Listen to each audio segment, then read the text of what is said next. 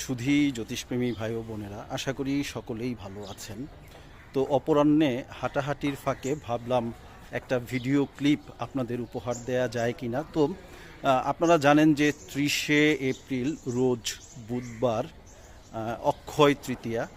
তো বৈশাখ মাসের শুক্ল পক্ষের তৃতীয়া তিথিকেই কিন্তু অক্ষয় তৃতীয়া বলা হয়ে থাকে এবং এই অক্ষয় তৃতীয়া সম্পর্কে ইতোমধ্যেই অনেকেই হয়তো জানেন এর গুরুত্ব কতটুকু এবং অক্ষয় তৃতীয়াতে কোন ধরনের কাজগুলো করলে আমাদের প্রত্যেকের জন্যই ভালো বা মঙ্গলময়।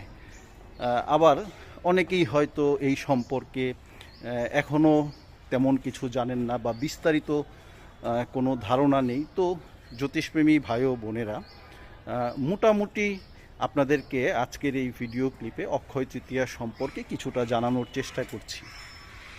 তো ইতোমধ্যেই বললাম যে বৈশাখ মাসের শুক্লপক্ষের তৃতীয়া তিথিকেই কিন্তু অক্ষয় তৃতীয়া বলা হয়ে থাকে। অক্ষয় অর্থাৎ যার কোনো ক্ষয় নেই।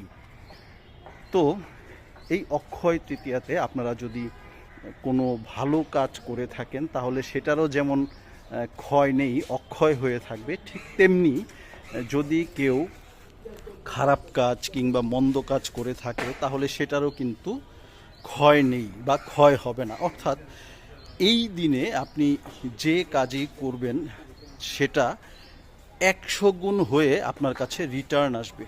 অর্থাৎ আপনি যদি কোনো ভালো কাজ করে থাকেন সেই ভালো কাজের রিটার্নটা যেমন 100 গুণ হয়ে আসবে, ঠিক তেমনি আপনি যদি কোনো খারাপ কাজ, অশোভনীয় মন্দ কাজ করে থাকেন তার রেজাল্টটাও কিন্তু সগুণ হয়ে ফিরে আসবে। কারণ আমরা জ্যোতিষশাস্ত্র অনুসারে কিংবা ধর্মীয়ভাবে একটা জিনিস সম্পর্কে জানি এবং নিশ্চিত, সেটা হচ্ছে যে কর্মফল মানুষকে অবশ্যই ভোগ করতে হয়। তো আমরা যে যেমন কর্ম করব তাকে তো সেই ধরনের ফল অবশ্যই ভোগ করতে হবে। কাজেই আমাদের কর্ম যেন ভালো হয়, কর্ম যেন ভালো থাকে, আমরা যেন সদাই ভালো কর্মগুলো করে যেতে পারি, সেই দিকেই আমাদের সকলেরই সচেষ্ট থাকা উচিত। তো অক্ষয় তৃতীয়াতে আপনারা কি কি করবেন দেখুন।